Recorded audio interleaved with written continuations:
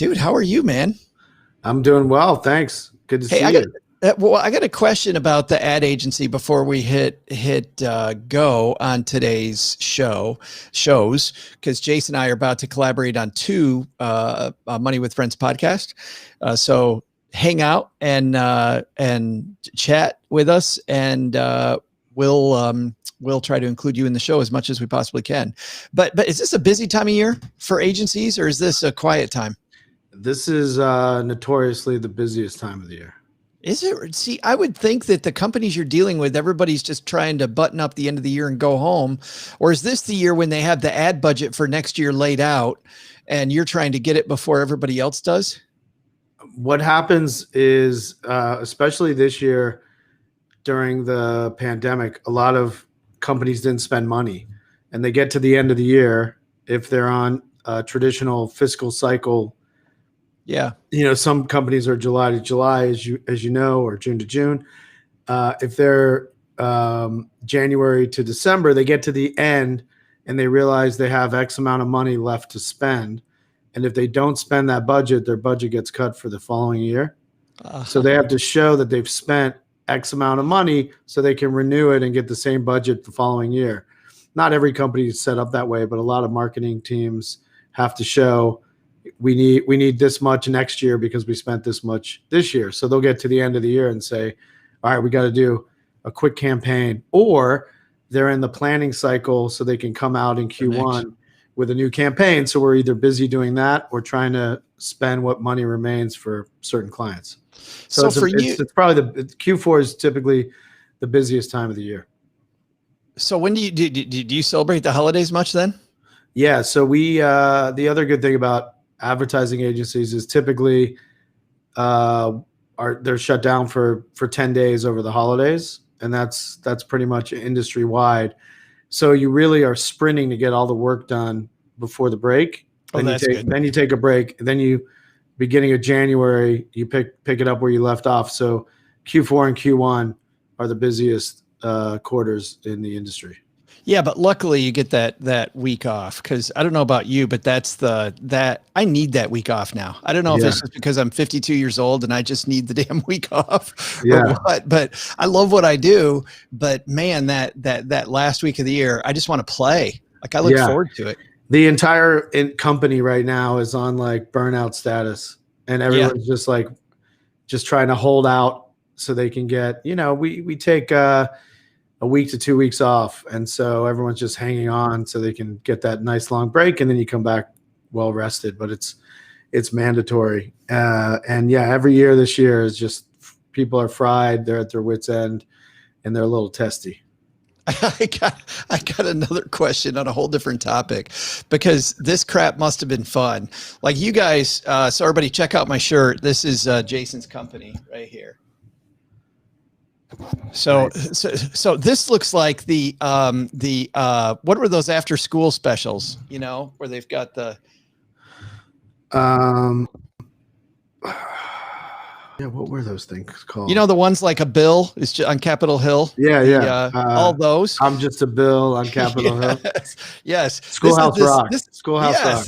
Yeah. This is this awesome early 80s vibe. To it that I love. And then you guys decided to mess around even more and do the Metallica thing. We ripped off the Metallica logo. So the story about the Mekanism logo is about 15 years ago. We had an intern with us who's still at the company. He's now in charge of animation. He's a great designer. His name's Richard. And when we were just starting out, we had this loft space in San Francisco, and there was about 5 or 6 of us. And the UPS, we didn't have a label on the door, and the UPS would come and they'd knock on our door, but it was always for someone else in the building. So, and his desk was right by the door, so he had to keep getting up, and he was getting super pissed off. So he, in his journal, he just sketched out that Mekanism superhero font and put it on the door, stuck it on the door. And then we were doing like a new logo for the company. We hired like a designer and a bunch of people to do all this identity and explore it. And we paid all this money. And it turns out my partner, Tommy, was like, why don't we just use Richard's drawing that's on the door because it's the best one we've had, and that's the one we've gone with since. And so, we wasted time and money when we should have just, gone for the homegrown logo. That's the way it turns out, though. It feels like people that are like close to the brand and know the spirit of the brand more likely to do it. Like we've hired people to try to help us on social media, like get the word out. And they always want to do these for Stacking Benjamins. They always want to do these nerdy, financial, very buttoned up campaigns for us. Yeah. And those never work. Like the best Facebook campaign we ever had, Jason, was one that was all the shitty reviews of our show. Excuse my language, everybody. Sorry. But I don't think anyone's offended. They were just all the 1-star reviews of our show. And you got to listen to this because it's not like everybody else's show. And I thought that was a great, and we saw good results from it too. That's super clever. I gotta check out this show that really sucks. Yeah, that's really funny. That's a good idea, I think. Hey, Gregory. Hey, Kevin. Thanks for hanging out, guys. Okay. Jason and I are ready to roll. Luckily today I am locked and loaded. I've got the script ready. I've got Walgreens is going to be the advertiser for both shows. So nice ready advertiser. To go, yeah. How about that? Huh? Yeah. That's good. You're in the big time now, Jason. Do I have to say something about how much I love Walgreens? We get a little extra if you do, but no pressure. Because I do love Walgreens. One thing about Walgreens, by the way, a friend of mine here in the little town I live in, Texarkana, is one of the top developers. So when chain restaurants or any business that's part of a national chain wants to come to town and have a presence here, he talks to them. So he gets to hear all this stuff. We have 2 locations for CVS and Walgreens in town. And on both locations, they're kitty corner from each other, right? Which you always think, you're like, why would they do that? Yeah.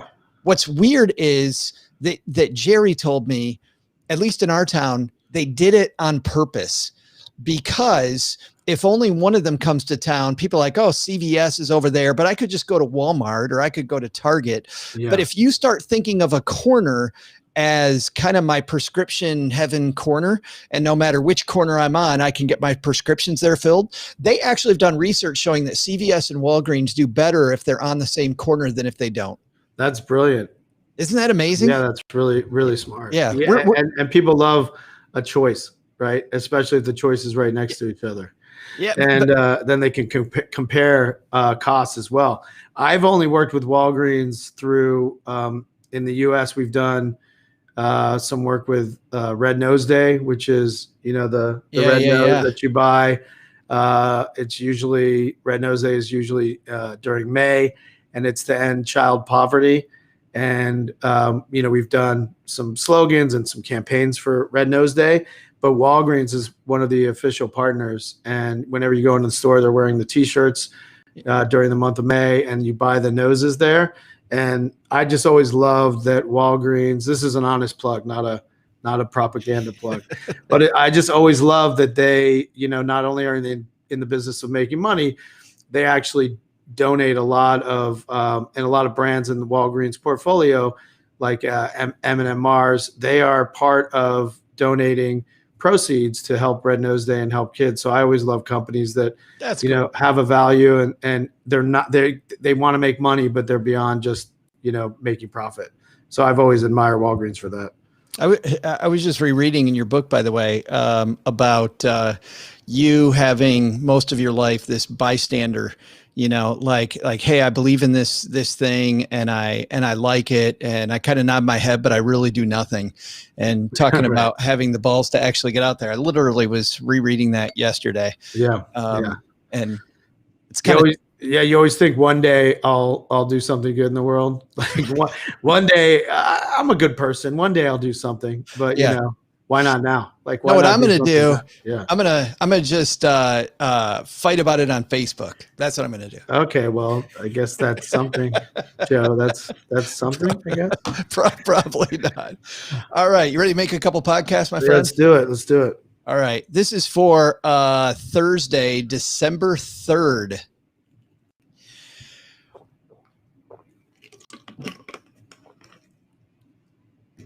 Three, two, one. On today's show, you may not have seen the hot new Netflix limited series Queen's Gambit, but even if you haven't, I'm fairly certain that you've heard everybody around you talking about it. What can we learn about advertising, persuasion, and more from the popular show? Jason Harris, head of ad agency Mekanism and the author of The Soulful Art of Persuasion, joins us to collaborate again on this episode of Money with Friends. Welcome back to the Money with Friends podcast, coming to you live from Texarkana, Texas, in my mom's half-finished basement where we make the Stacky Benjamin show. I'm Joe Saul-Sehy. And I am Jason Harris. Coming to you from? I always forget that part, Joe. Coming to you from an empty office in Soho, New York City. Is it better when it's empty, Jason, or do you prefer the hum? No, I love when people are here. Yeah. It's got energy. Yeah, the collaborative nature, I bet. That's right. But right now it's me. There's two other people working here. And then next to me are my two kids. They have their own office now because no one's here. And they're doing work from office Zooms all day. They're taking over the place. Happening. They are. Because yes. My apartment in Tribeca is too small to have all of us on calls and Zooms all day. I can't imagine. Hey, This is the podcast, everybody, where we cover recent stories ripped from the financial press. Today, we're collaborating with Jason on one from Quartz. And not only do we read part of them like some podcasts, we're going to dive into how this affects your wallet and what you can do to invest, save, or pay down debt more effectively. And if that's not enough, Jason and I are going to have a big idea that you can take with you the rest of the day. As we just mentioned, Jason Harris back again. We still haven't scared him away, no matter how hard we try. Glad to have you back, man. I'm not scared. I love it. Hey, when you were writing The Soulful Art of Persuasion, did you ever think that collaborating with movies, like, usually the product placement movies is horrible. And I don't know if in Queen's Gambit, they were thinking about product placement, but this piece from Quartz talks about chessboards selling like crazy now, right? Yeah. When you think about persuading people, do you think about product placement? That's not something we typically dabble in at Mekanism, but it is something like in my career, I'm familiar with it. Before Mekanism, I had a production company called Plan C. And the idea behind that production company was to create TV shows that were by brands that would then run on networks. So the brand would pay for the production of it. It would run on a network and the network would sell ads against it. So they would get a free piece of content without having to invest in the production dollars and then sell ads against it. But the hour-long show would be a branded show. So I did, for example, we did a show for Adidas that was showing basketball players going from high school straight into the NBA. And it sort of was a documentary style. And the director of MTV True Life filmed it, but there was Adidas placement all over, and it was called Adidas Superstars. And it was actually when you bought a pair of basketball shoes at a Foot Locker, you would also get the show, and it ran on Fox Sports. So I dabbled in it in my career, and I thought it was sort of product placement was the next big thing. But then it all turned into digital advertising. So I quickly changed courses. But in those days, when I was starting out, I would talk to Adidas and say, I have a network that will run it. And I would tell the network, I have a brand that will film it. And basically getting them both. It's not the most honest way. I would never do something like that today, but I was young and scrappy and just trying to build a business. And I'd get each of them to say yes because they thought the other person was on board. And then, did it for Adidas and Xbox, and Levi's did a bunch of shows. And it was really a fun ride for a little bit. But there's no way when it comes to Queen's Gambit, and I assume that you've seen this series, Jason, but there's no way. So this series, by the way, is about a young woman rising in the ranks of the chess world. And because of that, chessboard sales have been through the roof. I'm about halfway through it myself. Fantastic series. Everybody is talking about it. It's all I hear people talking about. I mean, at least 2-3 times a day. But there's no way here that chessboard salespeople got together and said, you know what we need? You know what would really do it? if we get on Netflix, I think finally these boards are going to fly off the shelf. Are there chessboard salespeople? Like, that's all they sell? I don't know. Sell other things. Could you imagine how low those margins would be? Yeah, it's pretty low. Yeah. So I watched. That's why I thought this article was really appealing, because I watched the show and I couldn't stop watching it. And it shows Beth Harmon as an orphan, and she's a chess prodigy, and it shows her story trying to become the best chess player in the world. And I think it's particularly engaging because it's a female protagonist in a male-dominated world, because it was during the 50s and 60s, and shows her rise. But I think as it pertains to branded content, if you will, chess has they've sold 1,000. It's gone up 1,000% from last year, and everyone's talking about chess. And the timing is perfect, because we're talking about it during a quarantine when you're at home all the time. And what better? I mean, they couldn't have timed it better. What better if those chess salesmen timed it themselves? They would wait for a pandemic. They said even chess apps, Jason. To your point, chess apps are online are going crazy. Yeah, chess apps, and chess.com, I guess, has an iPhone app that's exploding. And this is an example of not paid placement and just happenstance. And now chess is taking over, and I'm sure they're now the arbiters of chess are trying to figure out how to capitalize on it and keep the flames going. Well, that's what I was thinking about as I read this. I was thinking about how this applies to the average person listening. And I think in investing, there's a phrase, about not going against the Fed. There's another phrase about, don't fight the Fed. There's another phrase about momentum plays, about how when the stock market's going up, don't bet against it. Like this idea of momentum, it seems like to get where you want to go, kind of get in the feeling, the zeitgeist of where we're at right then, and try to position yourself. Like, we're talking about a career, position yourself in the middle of that. Because like it even says in the piece, and you said earlier, would this movie have been as big if we didn't feel so much for the loneliness that this woman feels, and her stepmom at the beginning of it feels. I mean, the fact that she's an orphan to some degree, I think, and this is a great first world problem to have, even if we're just cooped up in our house, right? We feel a little bit like separated from each other. Yeah, separated and distant and lonely. And I think it did tap into what we're going through. And now it's the most popular miniseries. And I'm sure I think the question, discussion that's good for around this from a marketing perspective is, how does which you touched on in the article, how does Netflix see this and realize, okay, well, we're not making money with 200 million subscribers globally, which is great. We make money that way, but we're not capitalizing on the popularity of this and the increase in the chess industry overall that we had such a big hand in. We're not monetizing that. So I'm wondering if they're thinking for other series, how do they don't do traditional advertising. What is the Netflix play to get brands paying Netflix? That's where my head goes. Yeah, but that makes me groan. Even when they say in this piece, they say that some of the places where this might go is in the future. I can maybe pause my Netflix show and I can go down to, hey, Netflix recommends these chessboards, right? Or notice in this scene, Beth Harmon is playing on this particular chessboard. You can buy it too right here. Do I want that? No, I think you pay Netflix not to have good content, but not to also interrupt it with advertising. But my mind goes towards, does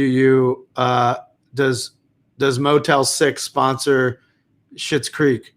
Does John Varvatos or All Saints or one of those brands sponsor Peaky Blinders? Because they have those clothes that are yes, post-apocalyptic type looking clothes. Like, how do you solicit brands and make it natural to the content without saying, now you can buy the clothes you saw on this show here? Or maybe it's an off-screen website that is just Netflix.com/stuff And that's the place where you can go and explore stuff that you see in the show. So it's not interrupting your experience, but you have a choice to go there. So I'm sure the executives or Netflix are like frothing or foaming at the mouth to figure out how to because of the Queen's Gambit, how do they capitalize on monetizing it without pissing off their 200 million subscribers. Well, see, and it's funny because I actually think about the other side of that, not Netflix, but when Netflix hits it hard, and I'm somebody who's in any related industry, is there a way for me, even though I wasn't involved, to capitalize on this? Because, you know, like you said, chessboard salespeople, there's crap loads of chessboards out there. Like, how do I draw people to my chessboards and take advantage of now? I mean, I'm thinking to some degree, you know, with just-in-time inventories and the fact that the margins are so slim, these guys already probably have a process to make just enough chessboards so they don't have a bunch of them laying around. Yeah. And then Queen's Gambit comes out, Jason. They all go, "Oh crap! Yeah, like this is sitting in my lap, and I don't know that I'm ready for this." Yeah. How do I up the manufacturing of chessboards? Yeah. How do I do that? It's so true. It's making me buy one. I don't know about you. Do you have a chessboard at your house? No, you know what's funny is I used to play chess quite a bit. One of my favorite books, by the way, on chess that I can recommend is a book by Bobby Fischer, by the chess genius. And what I love about his book is that, and we'll use your book for people watching us live, but what you do is you read. They set up, like on this page, they'll set up a thing, and then you turn it to the next page so you can't see it. And they give you the solution. So Bobby says, "Hey, here's a situation, solve this." What would you and then you try to solve it, then you turn the corner. And then when you get done with his book, you actually turn it upside down, and then you do the other side of the book upside down. No way. That's amazing.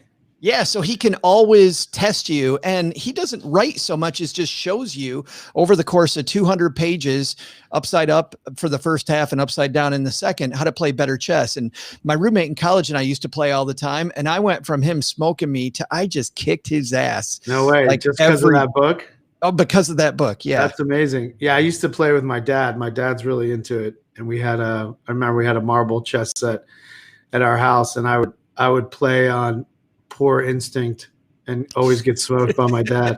So I'm going to read that book, and then next time I see him, I'm going to not tell him that I read it and just kill him. Finally beat the old man. Yeah, finally beat the old man. Suddenly grown up.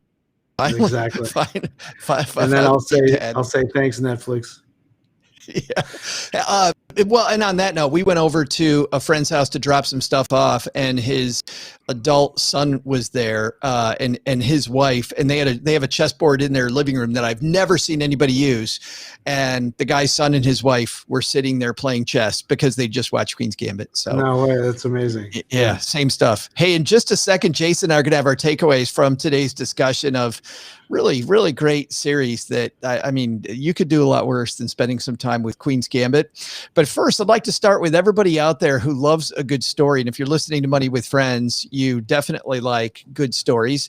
Now narrow it down to all those passionate podcast listeners dedicated to living their best life. I hope that's you too, right?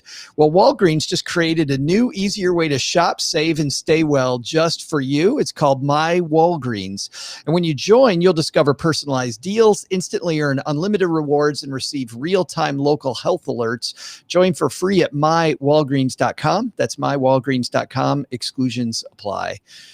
Thanks to Walgreens for supporting Money with Friends.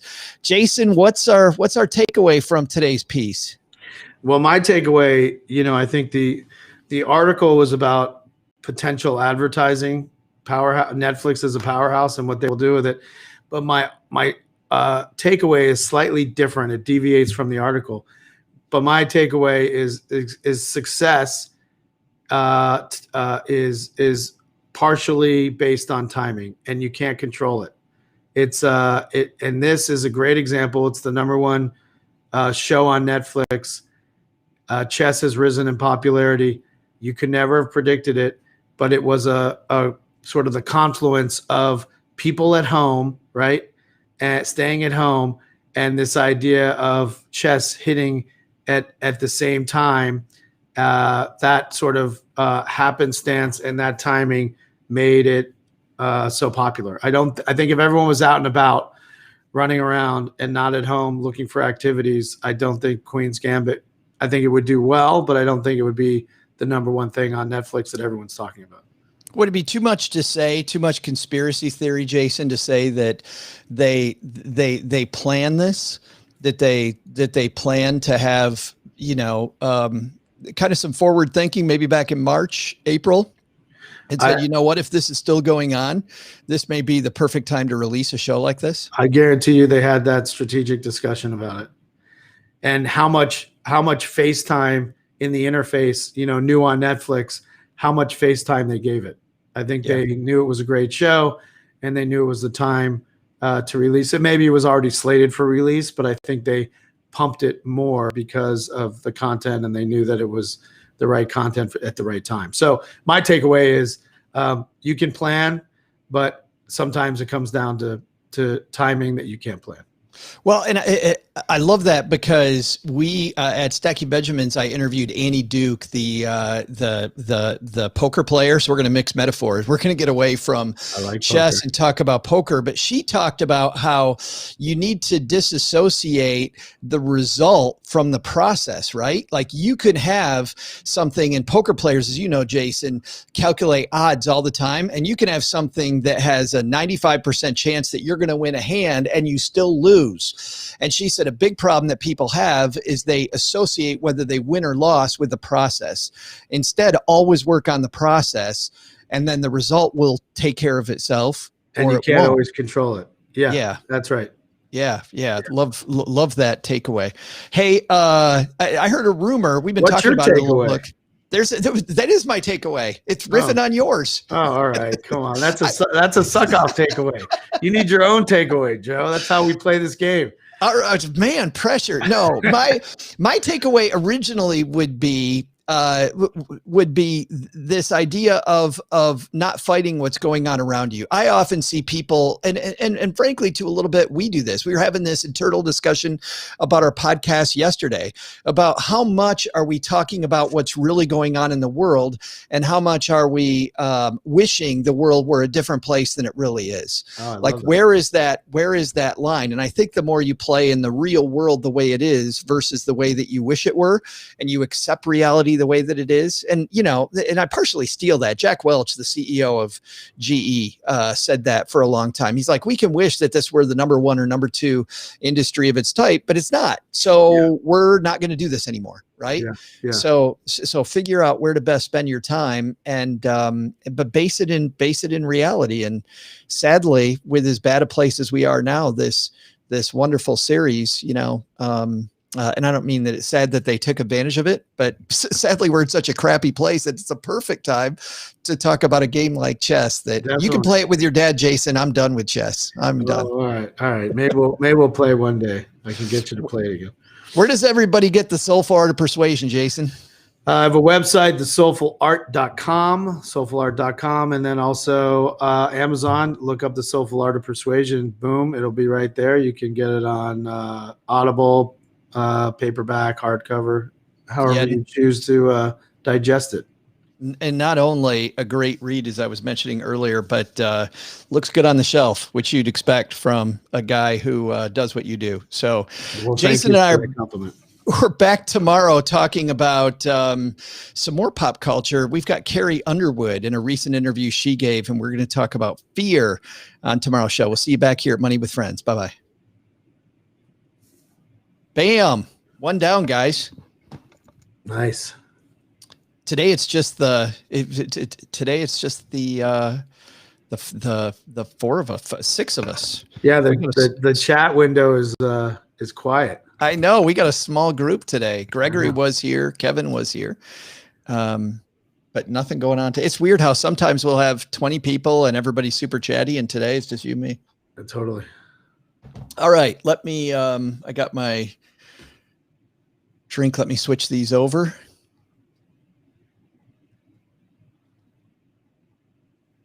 I definitely, with this one, Jason, just want to use the Carrie Underwood thing as a jumping off point, and I really want to talk about fear, because I can't imagine just the number of times that you guys are in front of some other brand, especially when you were first pitching to brands that you thought were over your head. Yeah. Just how scary that is. And I think through anybody's career, you're going to have those moments. So I think we can do some people a lot of good by talking through your experience. Definitely. All right. Where's my open script? Here we go. This is the show for Friday, December 4th, everybody. Well, when I was younger, fear gripped everything that I did. In fact, even as I hit record on this podcast, forget about younger, I still at 52 years old, I feel some fear. Singer and songwriter Carrie Underwood in the news recently, she was talking about how she feels fear. We're talking today about pushing through boundaries with a guy who's consistently up against them. He's the guy who's worked with some of the biggest companies in the world and created some of the most iconic, easy for me to say, campaigns. Today, we collaborate with thought leader Jason Harris, co-founder of Mekanism and author of the best-selling book, Soulful Art of Persuasion, on today's Money with Friends. Welcome back to the Money with Friends podcast, coming to you live from my mom's half-finished basement outside Texarkana, Texas, where we make the Stacky Benjamin Show. I'm Joe Saul-Sehy. I'm Jason Harris, coming from Soho, New York City, in my empty office because everyone's working from home. Yeah, I'm in the empty mom's house because she's out on a walk around the block, Jason. So there we go. Today, is that true, Joe? Is she walking around the block? Of course, that's true. Yes. I hope she's masked up. This is the podcast. Well, she's out in nature. There's nobody around, which is the great thing about living in the middle of nowhere. And it's different in New York City. If you walk around the block in New York City, it's a whole different deal. But that's yeah. A good point. Not here. This is the podcast where Jason and I are covering a recent story from the financial press. Today, I believe, is from just Yahoo Entertainment. And not only do we read through them like some podcasts, we dive into how they affect your wallet, your career, and what you can do to be more effective. And we usually do that in less than 20 minutes. Jason Harris joins us again. Happy December, my friend. Thank you. You take some time off at the end of the year? Yes. From about December 19th until whatever, January 2nd or 3rd, I'm off. And I know this year probably is just a year with kids, but is there anything else that you guys have planned? Can you have anything planned in a COVID year?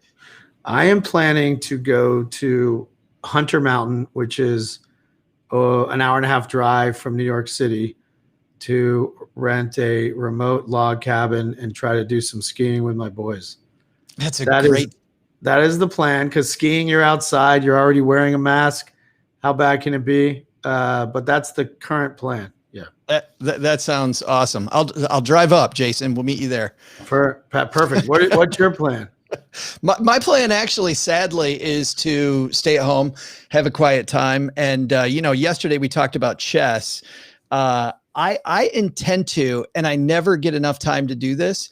Frankly, I never hardly have any time to do this. I want to have a video game controller in my hand for about 7 days straight. Wow. Really looking forward to diving into some video games. What are you going to play? There's a game out called The Outer Worlds that came out like a year ago that looks like Fallout. I thought you were going to say chess. No. Pass. Outer Worlds. Wait, what do you play on? Xbox. PC, Xbox. Okay, Xbox. Cool. Yeah. I'm trying to find a new Xbox. It's called the Xbox. What's it called? The new one? Yes, Series X. Series X. I'm trying to find one to get my kids for the holidays, but it's very hard to find, and the ones online are like $850. I'm not paying $850 for that. Welcome to capitalism, my friend. Scarcity. It's scarcity. Yes. Well, yeah. My son works for Microsoft, and I can't get an Xbox. You're joking. He can't get you a discount on an Xbox? If he could get one, I would get a discount on it, but he can't even get one. So there it is. You got to put in your order and wait a few months. Yeah. What do you play on now? An Xbox?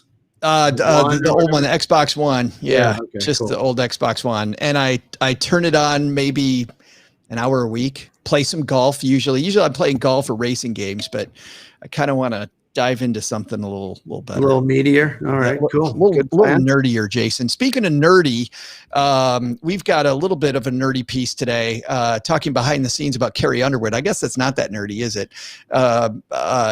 Carrie talking about when she first started out. Let's see which one of our friends is going to help us kick off today's discussion.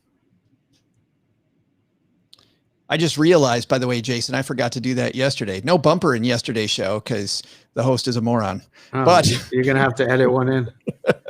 But on today's show, Taryn Ryder wrote this piece. She's a writer with Yahoo Entertainment. The headline is Carrie Underwood almost backed out of American Idol. It was just too much. Carrie Underwood's been one of the biggest stars in the world since winning American Idol in 2005, but she almost didn't get on the flight that launched her career. The singer wrote in an essay for Guidepost magazine in which she revealed how fear almost got in the way of her dream. And basically, I'm not going to read the piece. We'll link to it on our website, Money with Friends podcast. And also, if you follow us on social media, we'll have links there too. But Jason, in this piece, she talks about how she's on her way out to Hollywood to do the next round of competition for American Idol after she made it in. And on the way to the airport, she thought, nope, I'm done. There's no way I'm going to do this. Yeah, and she broke down crying. Yeah, imagine how different the world would be. The world of music would be if Carrie Underwood weren't in it. Like we're all worse off. I don't know what Monday Night Football would be like. You know, I know, right? Who could they possibly get that would replace Carrie Underwood for a theme song? How do you do that? Yeah. But I know that I mean, you follow popular music, number one, and you know how some of these even very iconic musicians. You and I, heck, when you were here before, we talked about Eddie Van Halen. I was listening to an interview with Wolfgang on the Howard Stern show, and Wolfgang Eddie's son was talking about how Eddie would nearly be paralyzed before he went out on stage or before he recorded. He was so nervous about messing it up. You think about Eddie Van Halen. Every time he played, he was paralyzed like that. He wow. Said his dad had fear all the time, was always fearful. And yet look at what his dad did, even though he felt fear. You're a guy, and I want to talk to you specifically about this because working with brands like Ben & Jerry's, Nordstrom, doing some work on iconic political campaigns, just all the people that you're going in and meeting with these people, you must feel some serious fear, Jason. You know, I've been doing it for 20 years, so I don't anymore.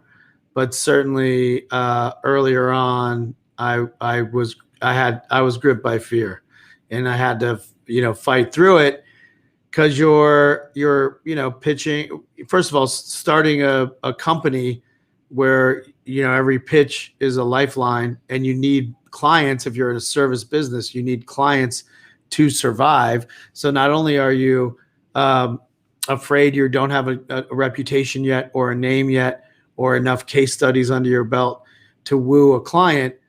On top of it, you also have a staff you have to support, and you have to bring in that money. So you have that added pressure of all the souls you feel like you're looking out for back at home base. So it's sort of, you push through, I think, based on the fact that you have to keep moving forward. Did you ever? And that's how I kind of always did it. But did you ever feel in the early days, any imposter syndrome? Because I mean, you've talked to me before about going up against agencies that are way bigger than Mekanism, and are you ever thinking, why the hell am I here? I mean, I still have imposter syndrome. I mean, I wrote a book for the first time. The fear of putting that out, and there's a lot of industry marketing examples in that book and personal examples from my life. And these are my principles, and you should adopt them because it can help you be successful too. The fear of putting that out there and, not looking like a douche was, to be blunt, that was gripping fear. The day that my book launched, would it get good reviews?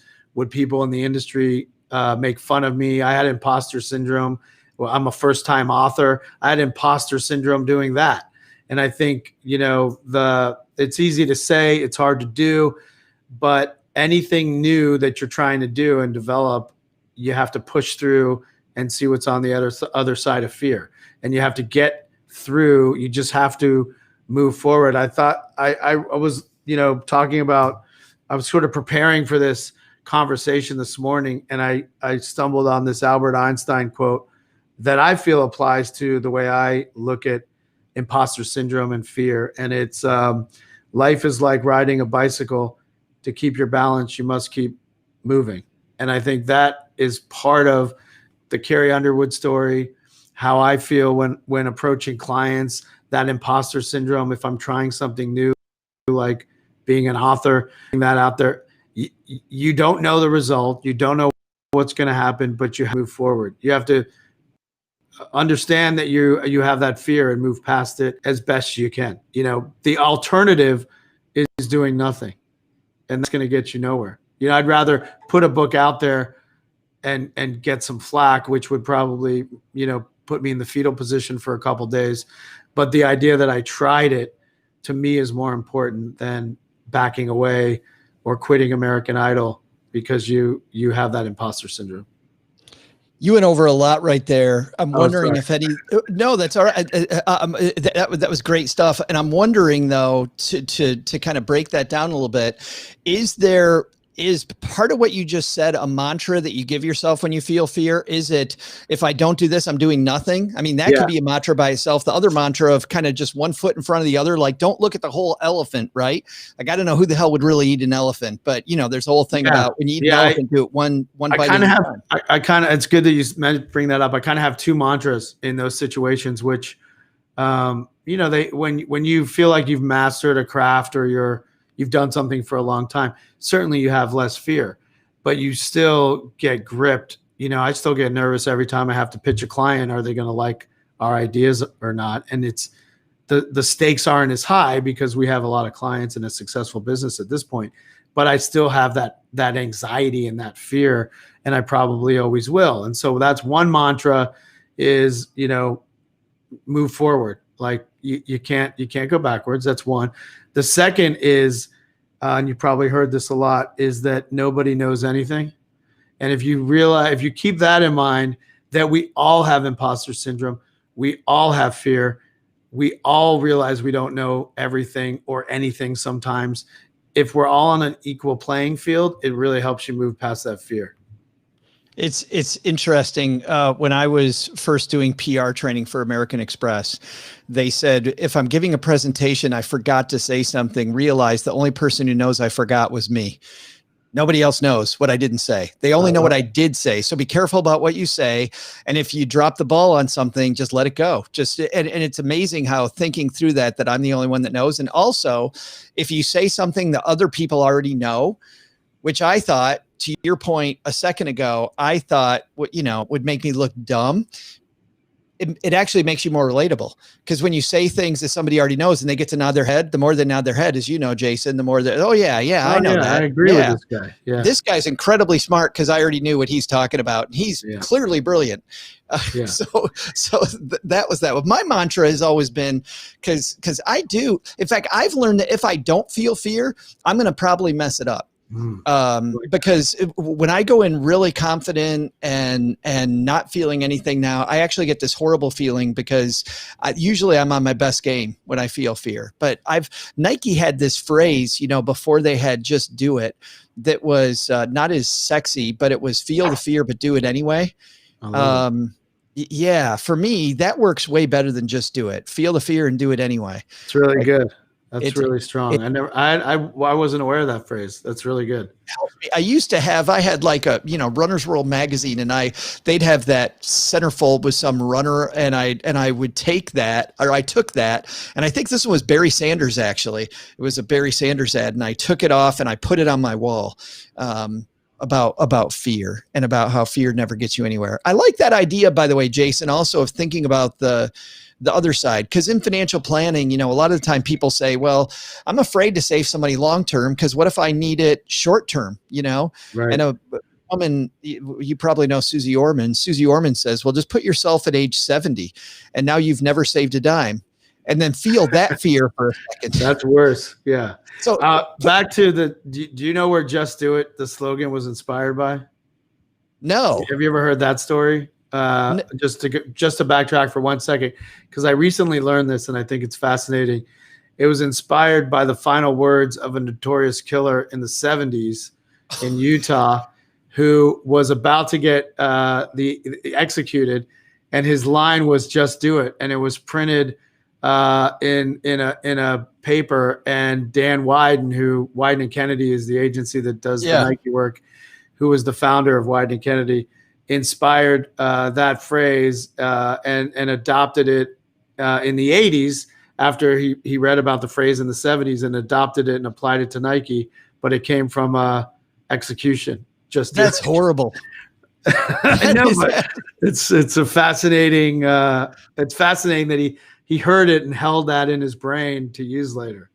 I think I saw Feel the Fear and Do It Anyway associated with Nike maybe around 1986-ish. And I'd say I first heard Just Do It, and it was probably out well before then, but I first heard Just Do It maybe around 88. Yeah. Time frame. But I think that's when it came out. Or in the 80s, yeah. So getting is the takeaway there with how Just Do It came around, Jason, is the takeaway find inspiration everywhere? I mean, I think that's one takeaway. Yeah. It's a horrible takeaway. That's what the best ad men do, right? Or ad women. They find inspiration they can apply to solving a problem for a brand. Do you have any of those? Do you have any of those stories with Mekanism that you could tell where you guys are stumbling along and all of a sudden it's right in front of you? Or not off the top of my head, but I don't know that we've been inspired by any killers, but you know, I'll try to find one. You know, I did not mean that one. I know you didn't. I meant like you're burning the food while you're making whatever at home, and you're like, oh, this is an idea. Smoke. Yeah. One other comment I wanted to say while we're on the topic is, I'm not sure if we've talked about this before, but early on when we were building the company and we weren't making any money as entrepreneurs, and we were much younger, so we didn't have a lot of other people to support except for ourselves and our, mac and cheese and roommates and whatever we had to pay for. But we would go to, because you brought it up, we would go to companies like Microsoft that were way out of our league.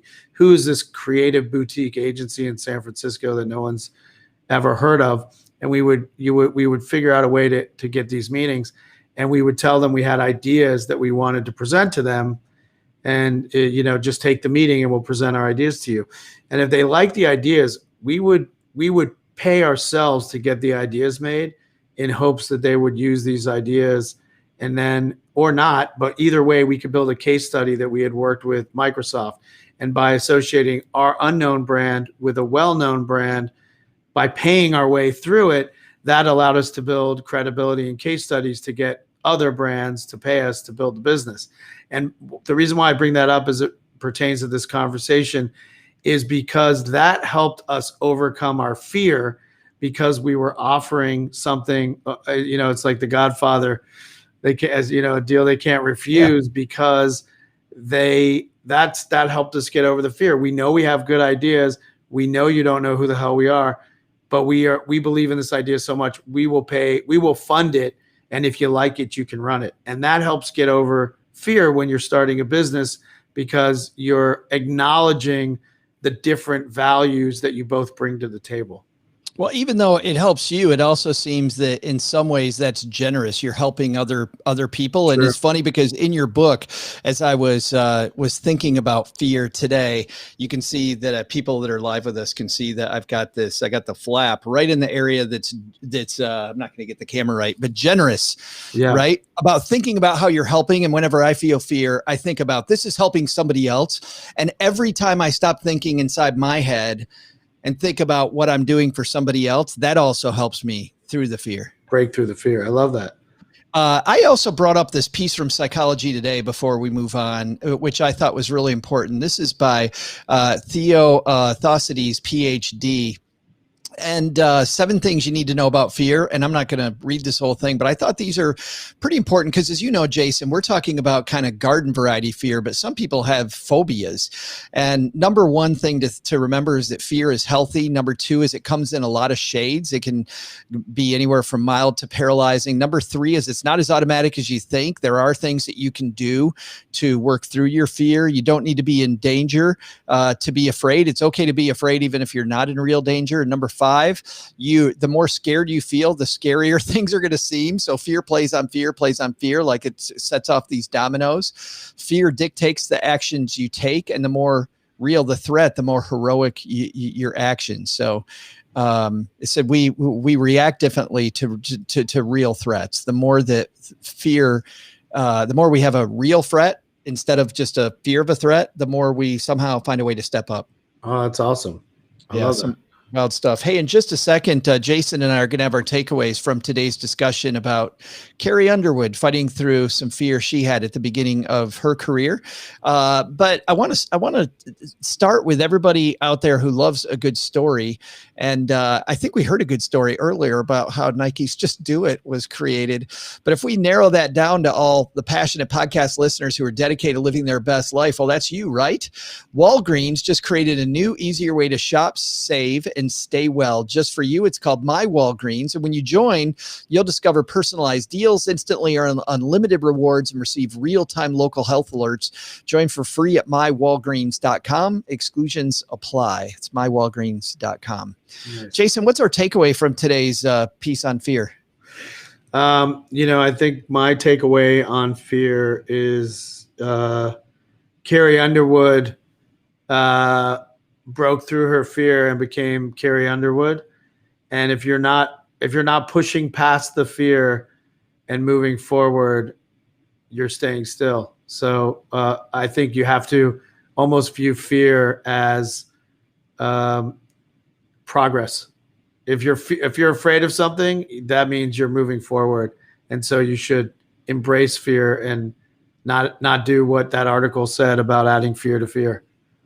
It's okay. So this is not a cop out like yesterday. This was actually going to be my takeaway, was that I know I'm working on something valuable if I'm afraid. I've learned that over time, Jason. Oh, that's and if great. That's way more succinct than what I said. if I'm not afraid, I wonder if this is what I should really be working on. Because then for 2 reasons, you understand that fear is a good thing and is a good motivator. And the more often that I work on projects that scare me, the harder it is to scare me.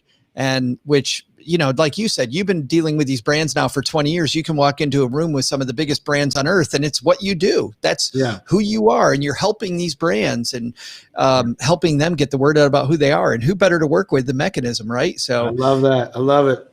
I should be thanking you, Jason. I love how you summarize that so succinctly. And I'd say a sub takeaway is keeping, that the mantras that we talked about and the idea that nobody knows anything.